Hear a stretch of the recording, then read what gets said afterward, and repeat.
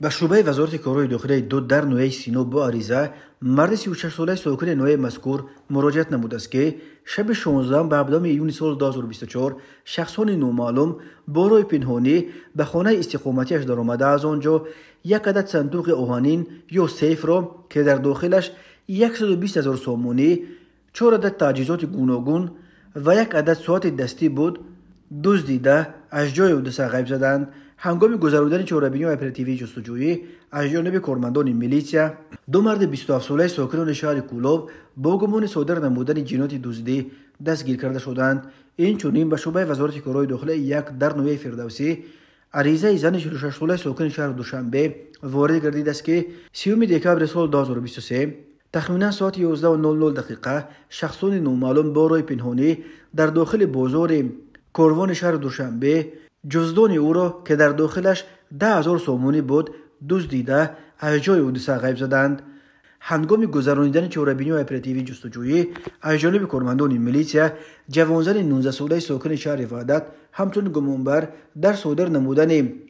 جنایت دزدی دستگیر کرده شد. اوهید بین حادثه و تفتیشات ادامه دارد.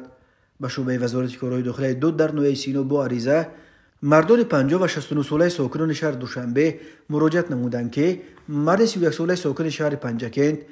که پیش با ماده 247 کودکس جنایتی جمهوری تاجیکستان صوب شده است با راه فریب به باوریشان در آمده از مرد 50 ساله 91,850 سامانی و از مرد 69 ساله 170,000 سامانی گرفته وعده داده است که آنها را به ایالات متحده آمریکا روان می کند، اما نام برده وعدهش را اجرا نکرده تا حال آنها را فریب داده گشته است. نسبت گمانبر شونده پرونده جنایتی با ماده 247 کودکس جنایتی جمهوری تاجیکستان آغاز گردیده تفتیشات ادامه دارد. به شعبه وزارت کارهای داخلی یک در نوحه فردوسی با عریضه مرد 66 ساله ساکن شهر دوشنبه مراجعت نموده است که سال 2018 در نوحه فردوسی مرد 52 ساله ساکن شهر دوشنبه با راه فریب به باوریش در آمده از او $18,000